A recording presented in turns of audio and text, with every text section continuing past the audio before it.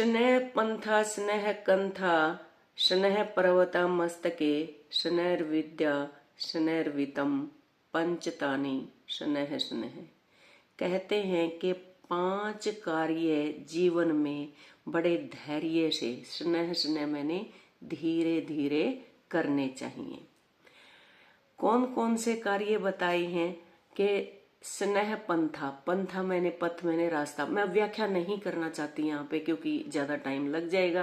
कि मार्ग पर चलते वक्त हमें बहुत धैर्य की जरूरत होती है, रजाई को बुनते वक्त बहुत धैर्य की जरूरत होती है, और विद्या को प्राप्त करने के टाइम पे बड़ा धैर्य के साथ अभ्यास करना पड़ता है, और पर्वत शिखर पर चढ़ने के लिए बड़ा धैर्य रखना पड़ता है, कितना संभल के चलना पड़ता है, और धैर्य से ही वित्त यानी कि धन उपार्जित यानी कि कमाया जा सकता है। तो आज की वीडियो सुनने वाले ने सारे बहन भाइयों ने, बड़िया ने, छोटिया ने, जो भी नेग में लाग गए है न्यू कहे करें गोती नाती भाई भाग की दूर की सुनाई भाइया ने रसनाई ने, सारे ने मेरी राम राम, सारे ने मेरी दिल से नमस्ते। आज हम चर्चा करेंगे, एक हमारे अंकल जी हैं जिन्होंने मेरी एक वीडियो के ऊपर एक मैसेज भी किया था और उनका जवाब मैंने दिया भी था। डॉक्टर ओम प्रकाश धनखड़ यानी कि धनखड़ खाप के प्रधान, उन्होंने आईआईटी बाबा को लेकर सभी उनके अंदर सहमति जताई है। बहुत अच्छी बात है कि उन्होंने अपना एक अभ्यास जितना भी था या अनुभव जितना था, जितनी अनुभूति थी, अनुभूति के तौर पर उन्होंने अभिव्यक्ति की है। उन्होंने मोटी मोटी मैं बात बता देती हूँ कि उन्होंने क्या क्या बोला है कि ये परिवार, इन परिवार का माहौल ना पीढ़ी दर पीढ़ी ऐसा ही रहा है। अब यहाँ से 2 बातें उत्पन्न होती है, पीढ़ी दर पीढ़ी ऐसा रहा है, क्या वो सशंक रहे हैं, क्या वो इंटेलिजेंट रहे हैं, या फिर औरतों के ऊपर अत्याचार करने में रहे हैं। औरतों के ऊपर अत्याचार में अगर हम हटा के देखें तो अभय के द्वारा अगर हम देखा जाए तो, अभय की बहन के द्वारा हम देखा जाए तो वो भी कहेंगी कि हाँ बचपन में ही ऐसा होता रहा है। लेकिन आज मैं साथ साथ फिर मैं इस बात को भी, तो क्या अभय अपनी माँ के ऊपर अत्याचार करके वो इस पीढ़ी में आ चुका है, यानी कि जो पीढ़ी दर पीढ़ी होता रहा। ओके, अब कहते हैं अंकल धनखड़ कहते हैं कि भाई मैं तो संसार का प्रबुद्ध इंसान इनको मानता हूं, प्रबुद्ध व्यक्तित्व, यानी कि ऐसे व्यक्तित्व मतलब प्रथम व्यक्तित्व इनको मैं मानता हूं इस प्रकार के। ओके, कहते हमारे दादा परदादा भी ऐसा करता आए थे। ये तो एक माहौल है, हरियाणा का माहौल है, हमारे समाज का माहौल है कि नारी पर ताड़ना, नारी को सताना, नारी को परताड़ना। कहते हैं पेरेंट्स को भी बुरा नहीं मानना चाहिए और दर्शकों को भी बुरा नहीं मानना चाहिए। शंकराचार्य, मुझे नहीं पता वो किनको आज का शंकराचार्य कह रहे हैं। अगर आदि गुरु शंकराचार्य कह रहे हैं तो आपको बहुत भक्ति काल में जाना पड़ेगा, यानी कि 1350 से लेके 1700 तक का हमने इतिहास उठाना पड़ेगा। उनके उसमें आएगा कि आदि गुरु शंकराचार्य ने किस प्रकार से अद्वैतवाद की स्थापना की थी। यहाँ पे अद्वैतवादी भी मुझे ये विचार नजर नहीं आया। अब कहते हैं उनको जब वो खांसी होगी थी, पहले मैंने उनको देखा था तो कुछ और था, जब खांसी होगी थोड़ी सी मुझे चिंता थी। और चिंता किस बात की हुई कि खांसी की चिंता नहीं हुई, वो कह रहे हैं इनको सिक्योरिटी मिलनी चाहिए, जेट सिक्योरिटी मिलनी चाहिए, इनकी सुरक्षा होनी चाहिए। ओके, अब कहते हैं भाई बहन का बचपन का मोटी मोटी बातें जो याद आती जा रही हैं वो मैं बता रही हूँ, और हो सकता है ये वीडियो लंबी भी चली जाए, कई दिन हो सकता है इस टॉपिक पे हमारा कन्वर्सेशन होता रहे। कहते हैं कि बहन भाई का बचपन में होता खूब हुआ है भाई। कल परसों ये मेरी भी हो रही थी, तकिया के गिल भी हो रही थी, न्यू भी हो रही थी, बहन भाई की लड़ाई कसूती हो जाए। कहते हैं कि भाई अब बहन भी उसी राह पर मुझे नजर आई कि वो भी, चलो ये भी पीढ़ी दर पीढ़ी में इनको ला दिया कि सिस्टर का भी यही दिमाग है। ओके, अब कहते हैं कि ये इनसे एनर्जी कहलवा रही है, ये इनसे कोई ना कोई ऐसी ताकत, वो अपने आप नहीं कहना चाह रहा, कोई ना कोई ताकत ऐसी कहलवा रही है। इनके मुंह से एक भी झूठा शब्द मैंने नहीं सुना। आप ने बताया कि हमारे दादा परदादा, यानी कि आपने फैमिली भी, पीढ़ी भी, जनरेशन भी 4 प्रकार की बताई। डायरेक्शन बेस्ड, डिस्कशन बेस्ड और debate based and denied based. यानी कि जब डायरेक्शन बेस में आपने बिल्कुल सही वर्णन किया कि डायरेक्शन माता पिता देते थे और फटाक से काम हो जाता था।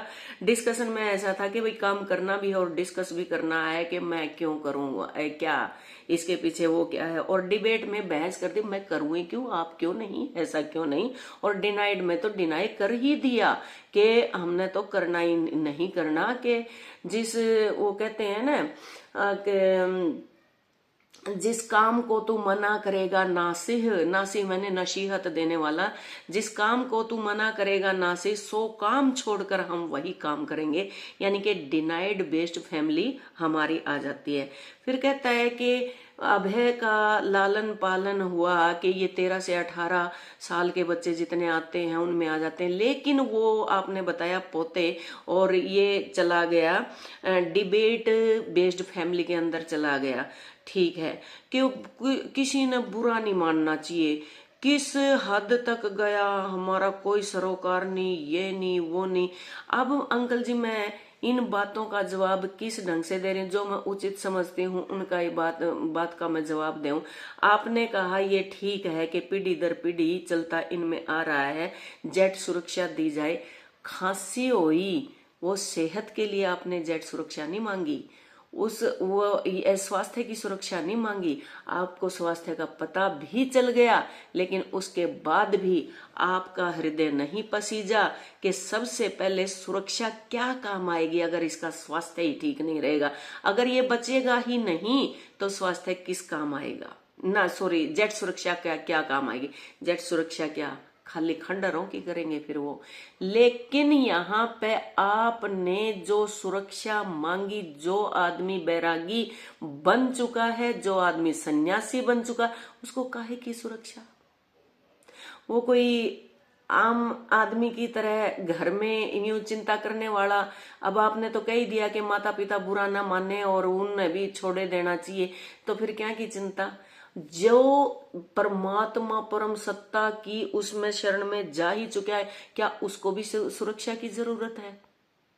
ये मेरा सवाल आपसे है। ओके, फिर कहता है कि उनसे एनर्जी खलवा रही है। तो जब मैंने, मेरा हृदय उमड़ उमड़ के आ रहा था, मैंने उसको डांट भी लगाई है, मैंने फटकार भी लगाई और मैंने उसको प्यार भी किया और मैंने सारी बातें उसको समझाई भी हैं। कोई भी चीज वो कंप्लीट नहीं कर रहा, किसी भी परिभाषा को वो कंप्लीट नहीं दे रहा। अगर उससे पूछा भी जाता है, आपने ठीक कहा कि पत्रकार बड़ा खोद खोद के पूछ रहे हैं, बड़ा गहराई तक पूछ रहे हैं, लेकिन क्या गहराई तक एक भी चीज उन्होंने परिभाषित की नहीं की। क्यों? क्योंकि क्या आपने उनकी हालत को सोचा? अरे उनके दिमाग के अंदर एक तो इतनी उलझन और ऊपर से दूसरा तमस भोजन रात को वो खुद खा के सोता, ऐसा उसने बताया। आप कह रहे हैं कि उनके मुंह से मैंने कभी भी, उन्होंने झूठ नहीं बोला, तो आप झूठ क्यों बोल रहे हो अंकल जी? उन्होंने बिल्कुल झूठ नहीं बोला। आपने क्या कहा कि नो, ओनली फ्रेंडशिप तक ये बात हमने देखी है और ये बात हमने सुनी है। लेकिन खुद अभय सिंह अपने मुंह से बताते हैं कि हाँ, 4 साल तक मैं रिलेशनशिप में रहा हूं, मैंने वो सब कुछ किया है जो एक लड़के ने करना चाहिए। मैंने धूम्रपान भी किया है, मैंने तमस भोजन भी खाया है, तामसिक भोजन, और फिजिकल भी हम रिलेशन में रहे हैं 4 साल तक। उनकी बहन भी कह रही है कि हम वो इतनी अच्छी उनकी मतलब रिलेशनशिप में वो जब रहे, लेकिन उनकी ये हालत हुई जब वो हुए तो उनको बुलाया गया तो भी वो ठीक हुए। इस मानसिक दशा के ऊपर आप नहीं गए। एक व्यक्ति को, एक व्यक्तित्व को आपने इतना उलझा के रख दिया, इतना यूं करके रख दिया। ओके, अब आप कह रहे हो कि सिर्फ एक क्या होता है कि लव अलग चीज होती है, अट्रैक्शन अलग चीज होती है, शादी अलग चीज होती है, फ्रेंडशिप अलग चीज होती है। अगर मैं इसको क्रमबद्ध तरीके से करूं तो मैं अगर कहूं, मेरे विचार, आपके विचार मैंने सुने, अगर मैं मेरे विचार से कहूं तो सबसे पहले शादी, फिर अट्रैक्शन, फिर लव और फिर फ्रेंडशिप। अगर आप ये चाहो कि भाई किस प्रकार से आपकी शादी हुई, जब क्या आपकी शादी होने के बाद आपको इंटरेक्शन या अट्रैक्शन क्या आप आंटी के साथ नहीं हुआ? वो अट्रैक्शन हुआ, वो प्यार में बदल गया, प्यार में बदल गया तो आज आप उनके बिना नहीं रह सकते, वो आपके बिना नहीं रह सकती। क्योंकि कहते हैं ना कि उम्र बीतते बीतते तो शक्ल भी एक जैसी होती है और बिल्कुल बहन भाई की तरह ही बन जाते हैं। वही लड़ाई होती है, वही झगड़े होते हैं, वो होते हैं। लेकिन आपने कहा कि हमारे दादा परदादा भी ऐसा करते आए थे। क्या आपने उसको कभी अलग नजरिए से देखा? क्या आपके मन में ये नहीं आई कि भाई इस प्रथा को सुधारना चाहिए? क्यों औरतों को पीटना? कहाँ के पुरुषों की संतुष्टि सिर्फ क्या औरतों की पिटाई में ही गई? क्यों नहीं सुधारा आपने ये माहौल?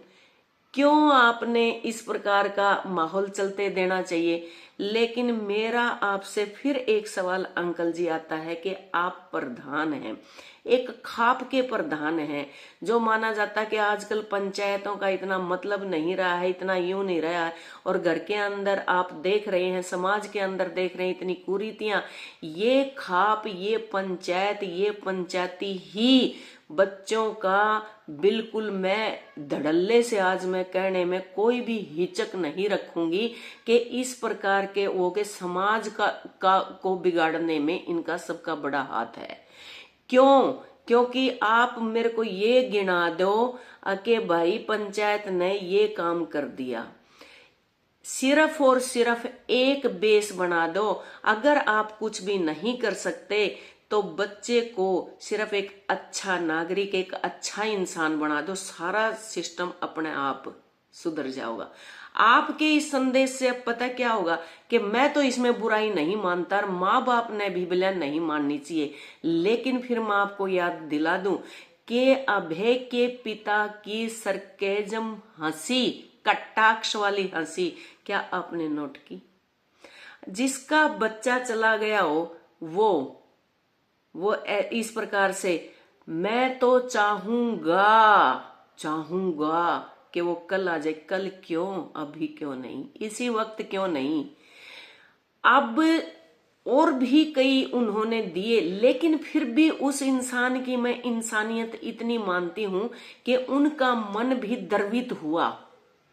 ऐसे मतलब कटाक्ष वाले चेहरे पर हंसी आते, उनका मन द्रवित क्या हुआ कि उनके भी आंसू निकले, दिखाई दिए। कहीं ना कहीं उनके दिल में एक मर्म था जो छू गया था। उस मर्म को देखने के मतलब छूने के, जानने के बाद वहां से जो उठा, जो भाव विभाव, संचारी भाव, जो एक आम आदमी के अंदर ये रस होते हैं कि उसका रोना लाजमी है, उसका हंसना लाजमी है, उसका बड़बड़ाना लाजमी है, उसका सोना, उसका खाना पीना, टहलना चलना, ये जो आदतें हैं ये उनके अंदर दिखाई दी कि उनके आंसू गिरे। लेकिन बहुत मतलब हृदय विदारक बात हमें क्या लगी, मर्म को छूने वाली क्या बात लगी, जब पूछा गया उनसे कि इनकी माता जी का क्या हाल है, वो कैसे बर्दाश्त कर पा रही हैं,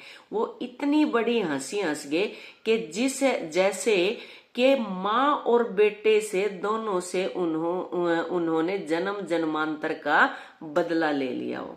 कि अभय के अनुसार माता को तो मतलब टॉर्चर किया ही किया था, अब पिताजी और भी टॉर्चर यूं कर रहे हैं, अकेले कर देख तेरा लाल रह लिया तेरा दो रह कर दिया ऐसा काम, हो गया ऐसा काम, क्योंकि सब देख रहे हैं स्क्रीन के ऊपर किस प्रकार से वो बहकी बहकी बातें किस प्रकार से हो।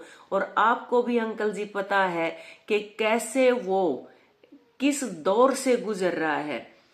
मैंने वीडियो बना दी, मैंने इमोशनल होके, मैं पूरे आज भी मेरी पूरी इमोशनैलिटी बिल्कुल उनके साथ है और रहेगी ता उम्र तक।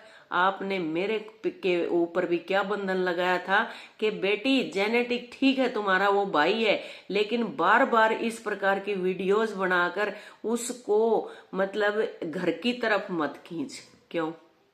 जहां पे वो रह रहा है वो घर नहीं है, वहां पे परिवार नहीं है, वही आदमी वहीं पर है, यही यहीं पर है। उन्होंने खुद अपने मुंह से बोला है कि यहाँ भी झूठ का व्यापार चलता है, यहाँ भी झूठ का व्यापार चलता है, वहां भी झूठ का व्यापार चलता है, कहाँ घूम के उसने नहीं देखा। और आप ये कह रहे हो कि इतनी मतलब उससे डिनाई कर गए इस बात को कि हाँ मुझे तो लगता नहीं भाई यार, फिर उन बातों तो हमने के लेना, क्यों नहीं लेना, सिर्फ एक पार्ट से क्यों लेना आपको, जब तो इस समाज का नाश होता जा रहा है, तभी इस समाज की ये दशा हो रही है कि हमारे बड़े बुजुर्ग हमारे सिर के ऊपर जिनका हाथ है वो जहां तक उनको सूत आवे है ठीक है, और वो अपनी जिम्मेवारी फटाक से नीचे डालना चाहते हैं। हिम्मत करो, लड़ो, आप उन चीजों से लड़ो ना, क्यों भागते हो। रही बात कि हम तो एक तरफ वो उसको बैरागी बना दिया, आपने उसको वैरागी बना दिया, उसको जरूरत नहीं है घर तक आने की, और दूसरी तरफ क्या कह रहे हो कि मेरे तो जो कुछ भी है मैं तो फटाक से ईब अभय का नाम करवा दूं। फिर उसको जब किसी चीज की जरूरत ही नहीं है तो क्या नाम करवाओगे। और फिर भी मैं आपको कहती हूं कि अंकल जी आप सबसे पहले प्रॉपर्टी अपनी लिखो उनके नाम, लिख के वसीयतनामा तो धरे इसको आप, वो अपनाए ना अपनाए, मोह को त्याग के देखो, आप बन के देखो। चैरिटी बिगेन्स एट होम, दान दक्षिणा घर से शुरू हुआ है। वह फिर कह दोगे सुनी सुनाई बात है ये सुनी सुनाई बात कि भगत सिंह तो पैदा हो दूसरे के घर में, ठीक है, उसको घर पे रह के अपनी जिम्मेवारियों को का एहसास होते हुए घर रहते हुए ये सारे पालन किए जा सकते थे। नारी शक्ति का तो आप अंदाजा ही क्या लगाओगे, वो बेचारी पिटे भी है, काम भी करे है, पिटे भी है। अगर मर्दों को 2 दड़ाक ठोक दिए जावे उनके तो आगे कर दिया हजबे, उनके तो पूरा मतलब अपने उसका वो अहंकार का लगा लो, अपने ईगो का लगा लो कि मारे तो आड़े ठेस पहुंचा दी, उसका कहानी सारी अण दिद्दे भी काटी जाओ हो और उसके सारी अण पिट्टी भी जाओ हो और फिर अपना जन्म सिद्ध अधिकार भी समझ लो। मेरे को भी आज इस बात के अंदर थोड़ा सा विचलित यूं बना दिया, क्यों जब मैंने बड़े आराम से उसका जवाब भी दिया, और आज आपकी जब मैं बातें सुन रही हूं तो बिल्कुल नहीं, मैं न्यू कह रही हूं कि ये जो ताम प्रदानी करो हो ये न्यू करो हो, अच्छी डाल इनने बहुत भली भांति से इनका पालन किया जाए, बहुत भली भांति से जो समाज के अंदर इतनी कुरीतियां जो फैली जा रही हैं, अकबिला ना पता नहीं के बेरा भाई वो यूं ही बताना चाहता हो, अगर जो माँ बाप प्रेशराइज कर रहे हैं इसे बात न बदलना चाहता हो। फिर पशुओं में और इंसानों में क्या रहेगा अंतर, पशु भी पैदा करके भूल जाते हैं अपने बच्चे को, जिम्मेवारी तो वे पशु भी करे हैं, जिम्मेवारी तो पक्षी भी करे हैं, पक्षी भी चोंच में दाना ला ला कर उस बच्चे को पालते हैं, और फिर इंसान में और पशु में क्या अंतर रहेगा। अगर माँ बाप को भूलना ही चाह रहे हैं तो। लेकिन सबसे पहले आप अपने घर से ये शुरुआत करें, क्योंकि देखो आज मैंने पूछ ली, आज मैंने आपके बारे में बोल दिया, आप मेरे बारे में बोल दोगे। आप एक इतिहास की शुरुआत करके देखो। आप कहो, करो उन उन बातों को, जो बातें कही हैं उनको प्रचलन में लाओ। सबसे पहला क्वेश्चन, बातें मेरे बहुत हैं, बहुत कुछ कहने का है, लेकिन फिर मैं यहाँ कहूंगी कि वो तो इसी जगह पे जा चुका, आप उसको क्यों नहीं बताते कि भाई यो दिल है, दिल मन, यो मन मथुरा है और दिल द्वारका है और काया काशी जान और 10 द्वारे का देहरा। ये जिस्म, ये शरीर 10 द्वार होते हैं इसके अंदर, 10 द्वारे का देहरा, तामे ज्योति पिछाण। क्यों नहीं आप उसने ऐसी बातें बताते? क्यों नहीं आप अपने आसपास के, अब आपके जो पोता पोती हो रहे हैं और उनके दादा हट नहीं मानते हम, के बीतेगी आप पे? दुनिया ने दिखान खातर तो आप न्यू कह दोगे भाई जमाना ईसाई आ रहा है और ये डिनाइड बेस्ड फैमिली आ गई, लेकिन सच्ची सच्ची बताओ दिल में क्या बीतेगी? महसूस करके बताओ। जिस दिन आपकी पुत्र वधू, जिस दिन मेरी आंटी आपको आज बुढ़ापे में भी अगर वो न्यू बोल देगी ना, तना मेरे गेला न्यू करया था, ठीक होया जय न्यू हो गया, उल्टा आपका सीधा न्यू उठेगा, बताऊं तो नहीं भी। यह आदत पड़ रही है, पुरुष समाज को ये आदत पड़ी हुई है। जी करया जब तो छोड़ के चाल पड़े, जब जिम्मेवारी का टाइम आ गया न चाल पड़े छोड़ के न। अगर हम तो बाबा बन गए, मारे कोई लाग लपेट नहीं है, और हमारे पर तो शक्ति कुहारी है, हमारे पर तो यूं कुहारी है। और जी करया जब घर ने बढ़ गए और चला गया था किसी बात का मारा, कोई बात नहीं, क्यों 4 बालक पढ़ने दिखे, बूढ़े माँ बाप दिखे, उनकी जिम्मेवारी दिखे। इब बेबे ने भी कह दिया अकुला, हाँ ठीक है समाज को बोल देना, उसकी एक बहन भी है जिम्मेवारी। उधर से आप कह रहे हो कि उसका दिमाग भी ईसाई है, फिर इन वृद्ध आश्रम दिखेगा। और लेकिन अब 70 साल का होनी पाछे भी उस पर इतना चेहरे पे कटाक्ष आ रहा है, वो भी एक मतलब बदले की भावना दिखती जा रही है। तो कौन समझेगा इस इंसान की खोपड़ी ने के भरा पड़ा है, के दिमाग में है, के नहीं है। ये सारे पहले इनको दुरुस्त करो, इस दिमाग के में जितनी उलझन बन रही है उनको दूर करो, जब जाके सिंपैथिया होगी, एम्पैथिया होगी, समानता का भाव आओगा, सद्भावना का आओगा, जब जाके एक एक कर सको और जब जाकर आप बोल सको। बताओ। ओके, वीडियो होगी बहुत बड़ी, कॉन्टिन्यूअस पार्ट नंबर 2 कल। क्षमा, सबको नमस्ते। अपने विचार लेके फिर प्रकट होती हूँ, क्योंकि एक वीडियो में ये आर्ग्यूमेंट पूरी नहीं होगी।